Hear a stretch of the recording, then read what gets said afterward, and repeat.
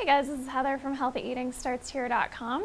So when I first started cooking with spices, it was about the same time that I started cooking with plant foods, and there wasn't really a specific reason for that. It was just when I started having more fun cooking and experimenting with different flavors. So what I found was that spices bring the most wonderfully rich flavor to any dish. And the really amazing thing is that not only do they bring that flavor, but they also bring a lot of health benefits. Spices have a ton of antioxidants in them, and some of them have a lot of nutrients as well. So there are some spices like cumin, where cumin seeds, 1 tablespoon has about 22% of the average daily iron intake, and ground cumin is going to have even more. I couldn't find the nutritional info on ground cumin for some reason, but cumin seeds are less dense than ground cumin.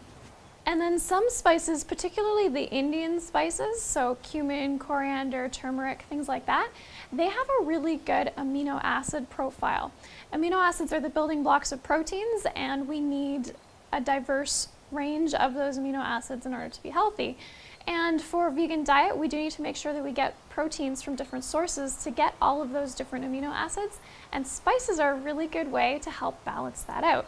And then there are those spices that have particular beneficial effects for our bodies. So a lot of spices are anti-inflammatory, especially turmeric, coriander, and cayenne pepper.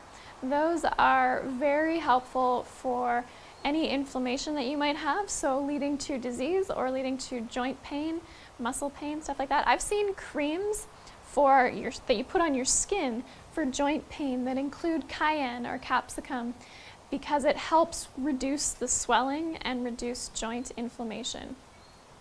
All right, and then 2 of my favorites are the fresh spices, ginger and garlic. They are antibacterial, and garlic is antifungal, antiseptic, all those good things.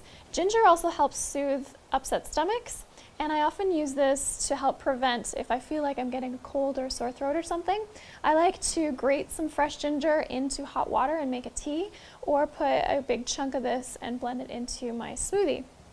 Garlic, of course, great in salad dressings and stuff. And you can also get powders, so this is ground ginger. You can get onion powder as well.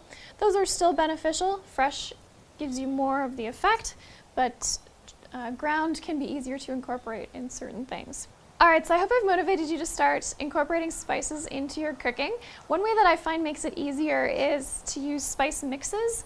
So you can get things like curry powder, where it's a bunch of spices mixed together, and then all you need to do when you're making a dish is measure once. You only need to get 1 bottle out of the cupboard. Sometimes spice mixes can come with MSG or sugar, refined sugars, like corn syrup and stuff like that. So check the ingredients when you're buying it. This one is just spices. But if you want to, you can also make your own spice mixes. So that's what I often do. I buy my spices in bulk, and then they're very affordable, and I can mix them up myself. So what I'm going to do is put together some spice mix recipes for you guys of my 4 favorite spice mixes. So Indian spice, Mexican chili spice, there's a Chinese 5-spice powder, and a gingerbread spice mix. And I'm going to put together the recipes for you guys. And then what I usually do is I put those basic mixes together, and then I can add certain things to it. So I'm going to make a basic Indian spice, and then some days I might feel like adding some cardamom to make it a little different, and some days I might feel like adding some cinnamon to make it even more different. So you can play around with those. I'll post those for you. If you look under this video, you'll see those there. And that is it for me today.